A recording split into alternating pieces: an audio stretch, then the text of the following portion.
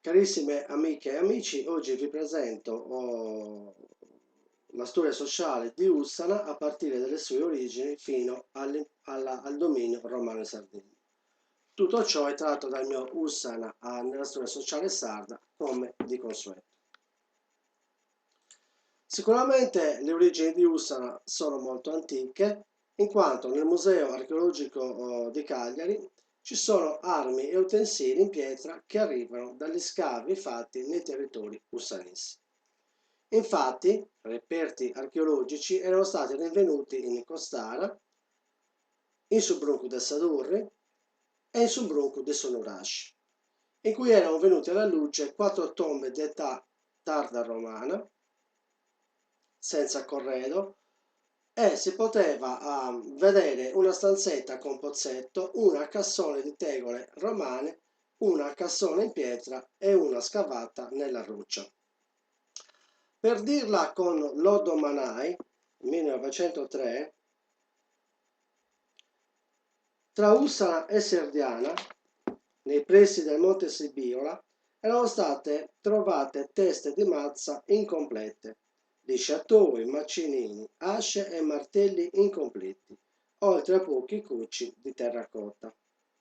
Sempre secondo il Manai, nell'altipiano a circa 3 km di Ussana, a 207 metri di altitudine, abbondante materiale neolitico, martelli, asce ben levigati e con scanalatura profonda, teste di mazza, alcune delle quali intere, percussori, cunei e scalpelli di silice, un pendaglio di calcare con foro di sospensione e perfino alcune anse di vasi, una delle quali colorata in rosso ocra, ci dice il Manai. Andando avanti negli anni abbiamo delle testimonianze riguardanti il periodo fenicio-punico e dell'esistenza di forme di vita e forse di stanziamenti umani tra Ussana e Monastir. Questo lo dobbiamo ai ritrovamenti di diversi frammenti di vasi sulla riva del fiume Frumiedo, al confine tra i due paesi. Per di più, nel territorio appartenente a Monastir era stato trovato un pane di piombo marcato con la lettera fenicia Zain. Numerosi frammenti di vasi fenici sono stati trovati sulla riva sinistra del rio Fluminedo tra Ussana e Monastir, dice il Berrecca. Ciò che ha fatto pensare all'esistenza di un insediamento fenicio nella zona. Inoltre, sempre nel territorio di Monastir, continua sempre Berrecca, è stato trovato un pane di piombo marcato con la lettera fenicia Zain. Questo oggetto potrebbe essere una prova dell'estrazione del piombo sardo da parte dei Fenici e dei loro successori cartaginesi, conclude lo studioso. Questa parte. Sempre secondo il Berrecca, aggiungiamo, questo oggetto potrebbe essere una prova dell'estrazione del piombo sardo da parte dei Fenici e dei loro successori cartaginesi. Ricordiamo che stiamo parlando di quel periodo storico, quindi i Fenici che arrivano intorno al 1000 in Sardegna per questioni commerciali, e il periodo cartaginese, quindi del Punico, con la data convenzionale del 509 a.C. Io su queste considerazioni, nel mio modesto parere, ritengo che l'identificazione della Zain segnasse simbolicamente la lotta dell'uomo per la sopravvivenza quotidiana attraverso che cosa? Attraverso il sacrificio, la lotta e il lavoro.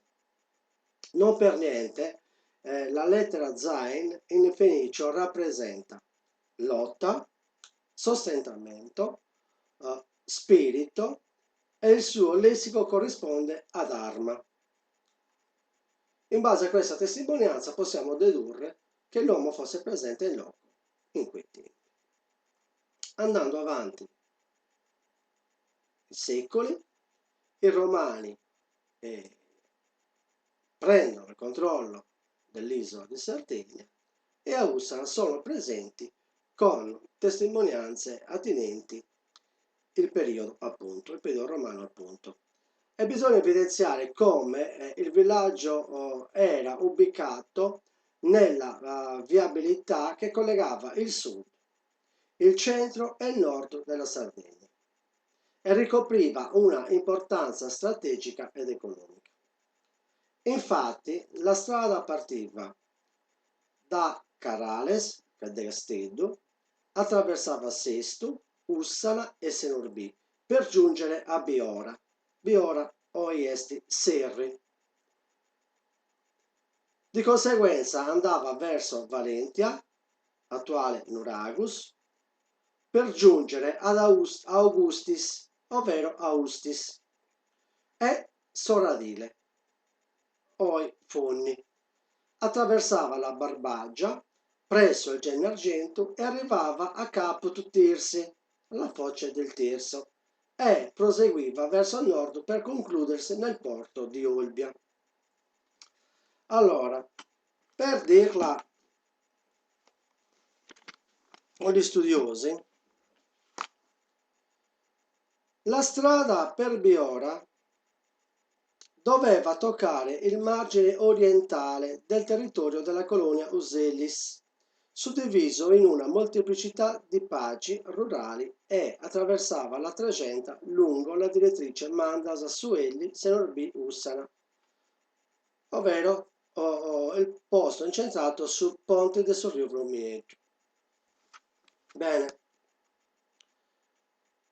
questo possiamo vedere dalla mappa, da una via principale romana molto bella, presente anche nel testo.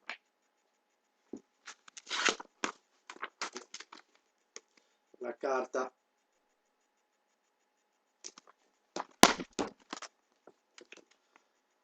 bene, a Ussana abbiamo una testimonianza molto importante del periodo dei Romani in Sardegna, e sono le terme di San Lorenzo.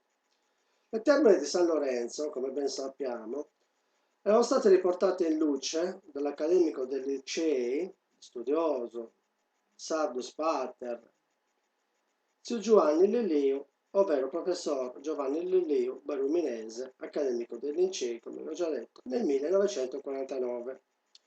Infatti le terme testimoniano la vita in quel periodo. Rimarchiamo che le terme risalgono al secondo-terzo secolo d.C.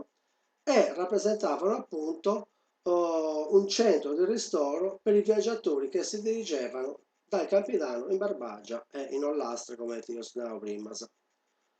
Le terme sono in onore a San Lorenzo poiché erano state rinvenute nella località agricola che onorava il santo. E nel XII secolo c'era una chiesetta in cui all'esterno venivano seppelliti i morti. Ci fermiamo con questo breve viaggio storico-sociale di Ussana e vi do appuntamento alla prossima con saluti e trigo. Ricordiamoci sempre di valorizzare, tutelare e promuovere la lingua e la storia sociale sarda in ogni suo aspetto. In questo caso valorizziamo il nostro paese, Ussana. Asibi in bonora.